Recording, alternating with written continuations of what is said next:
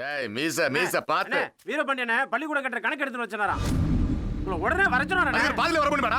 இருமை. 32 லட்சம் ரூபாய்க்கு இந்த டெண்டர் ஓகே ஆயிருக்குண்ணே. ரொம்ப அதிகமா இருக்கு தம்பி. ஏன் முருகேசா? ஐயா, நம்ம சுப்பியான வீடு கட்டினாரு, அது என்ன செலவாச்சுன்னு சொன்னாரு? 1100 சதுரடி 8 லட்சம் ஆயிருச்சுன்னு சொன்னாரியா. அப்போ 2500 சதுரடிக்கு ஒரு 19-20 லட்ச ரூபா தானே வரணும். வீடுனா கண்ணு காது வாய் முக்கெல்லாம் வச்சு அலங்காரம் கொடுத்துவாங்க. இது பெட்டி பெட்டியா தடுக்க வேண்டியது தானே? கான்ட்ராக்ட் எடுத்தது பெரிய கம்பெனி. பெரிய கம்பெனின்னா வெளியில கதவு போட்டு தங்கத்தை அழ வைக்க போறான். பேசாம அந்த கான்ட்ராக்ட் கிழிச்சு போட்டு நம்ம வீர மேஸ்திரி வச்சு கட்டிக்கலாம். அவன் கோர்ட்டு கீர்ட்டுன்னு ஏதாவது பிரச்சனை பண்ணுவானே. கோர்ட்டுக்குள்ள போனா அங்கேயே குடும்பம் நடத்திடுவானா?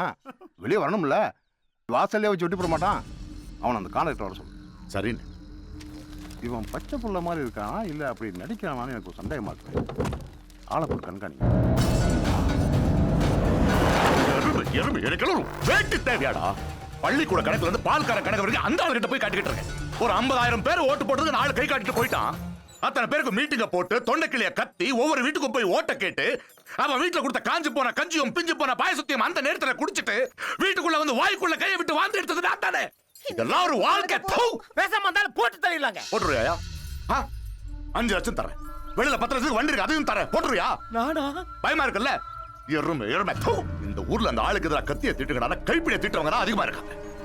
நாய் வேலை பார்த்து போர் அடிச்சு போச்சியா? இனிமே நரி வேலை தான் பார்க்கணும். வீரபாண்டிய கான்ட்ராக்டர் பார்க்கும்போது குத்துவே வெட்டுவேன்னு வசனம் பேசுவான். அதை யூஸ் பண்ணி நம்ம ராமேஸ்வரம் அல்போன்சோ வச்சு கான்ட்ராக்டர் போடுவோம். அழிய தூக்கி வீரபாண்டி மேல போடுவோம். அல்போன்ஸ் இப்ப அந்த மாதிரி வேலைக்கெல்லாம் போறது இல்லைண்ணே. ஏன்? அவன் பையன் செத்துல இருந்து அப்படியே உடஞ்சு போயிட்டானே.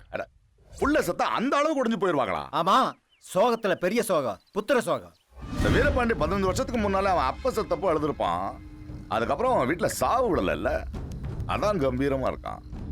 அவன் உடஞ்சி உட்காரணும்னா அவன் புள்ளைய போடணும்.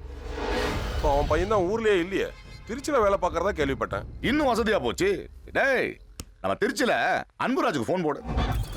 எம்எல்ஏ ஃபோன் பண்றாரு. எப்படி இருக்கு அன்பு? என்ன திடீர்னு என்ன விஷயம்? போன வைங்கண்ணே, நான் பாத்துக்கிறேன். டேய், நம்ம பீட்டர் வர சொல்லு.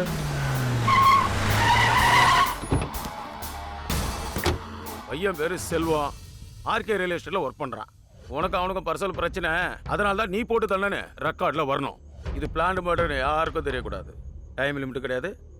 பொறுமையா தெளிவா செய்யறேன். சரிண்ணா. இது காசுக்காக பண்ணல, பேருக்காக பண்றோம். மிஸ்ஸே ஆகக்கூடாது. காசே வாங்கலையா? யாருண்ணா அது? எம்எல்ஏ ராஜலிங்கம், தமிழ்நாட்டிலே அதிக ஓட்டு வித்தியாசத்துல ஜெயிச்சவன். எப்ப வேணாலும் மந்திரி ஆயிருவான். ஓகேண்ணா. டேய் வாசு, செல்வத்தை கூட்டிட்டு போய் நம்ம சமயபுரம் லேஅவுட்லாம் கொஞ்சம் காமிச்சிடுறா. சரிண்ணே. குமார், ஏற்பாடு போற 4 பாட் ரீசேல் வந்திருக்குது. ஒரு மலேசியா பாட்டி பார்க்க வந்திருக்காங்க. டேய், அக்கம் பக்கத்துல உள்ளவங்களை பார்க்க விட்றாத, கலைச்சு விட்டுருவாங்க. ஏர்போர்ட் பக்கத்துல பிளாட்டா? திருச்சி ஏர்போர்ட்டை பெருசு பண்றதுக்காக பக்கத்துல இருக்கிற லேண்ட்லாம் கவர்மெண்ட் எடுத்துக்கிறதா படிச்சேனே. அதெல்லாம் நடக்காதடா. நாங்க 4 ரியல் எஸ்டேட் பாட்டிங்க சேர்ந்து ஸ்டே ஆர்டர் வாங்கி வச்சிருக்கோம்ல.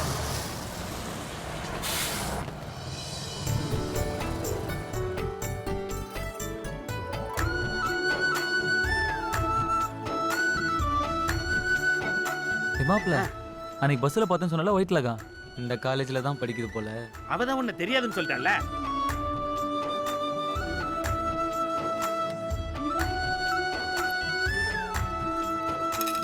பிச்சை போடுறது கூட அதே மாதிரி இருக்குடா. பிச்சை எடுக்கிறவன் வேணா விதவிதமா இருக்கலாம், ஆனா பிச்சை போடுறதெல்லாம் ஒரே மாதிரி தான்டா இருக்கும். பிச்சை போடுறதுல ஒரு விதம் இருக்கு, புரியாது?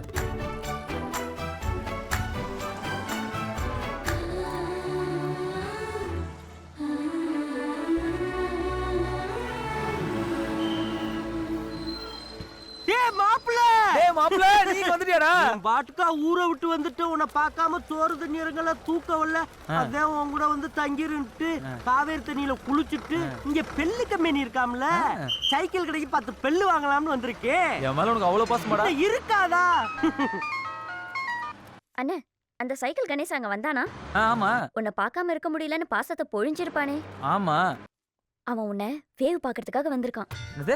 அப்பாதான் நீ அங்க என்ன பண்ற ஏது பண்றன்னு தகவல் சொல்றதுக்காக அனுப்பியிருக்காரு. சரி சரி, நீ போன வை, நான் பாத்துக்கிறேன்.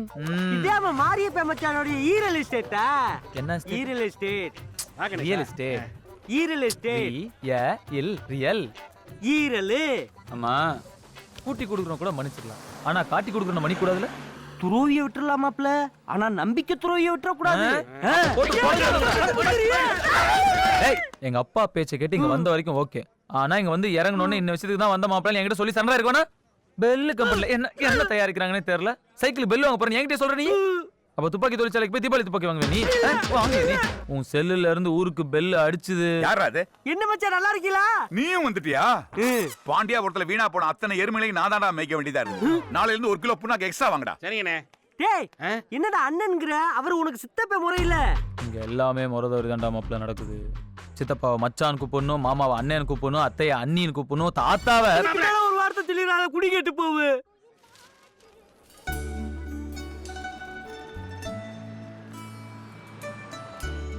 டேய் மாப்ள மச்சான் ஆபீஸ தானே பாத்துக்கிற சொன்னாரு.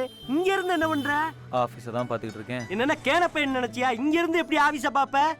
ஆபீஸ் உள்ள இருந்து 10 ஆபீஸ் தெரியுமா? தெரியாது. இங்க இருந்து பாரு ஆபீஸ் எப்படி முழுசா நல்லா தெரியுதுன்னு. இது உனக்கு தேவையா? இது தேவையா? தேவையா? விமலே எங்க? அவளுக்கு தான் மெசேஜ் பண்றேன்.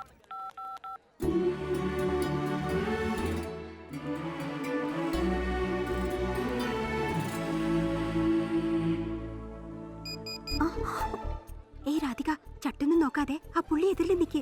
നേത്ത് വന്നാനേ നീതൊക്കെ രാധികയില്ലെന്ന് കള്ളം പറഞ്ഞു. சின்ன வயசுல கணக்கு வாத்தியார கல்லால் அடிச்சவன் ரவுடி பைய. நான் தான் ராதிகான்னு சொன்னா பின்னாலேயே சுத்தி தொல்லை பண்ணுவான். ஹாய் ராதிகா. എന്താ അത്? அப்பவே ഞാൻ പറഞ്ഞില്ലേ നീ രാധിക தான்.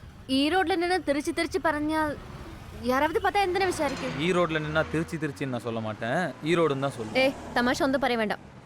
இப்போ எந்த காரியம்?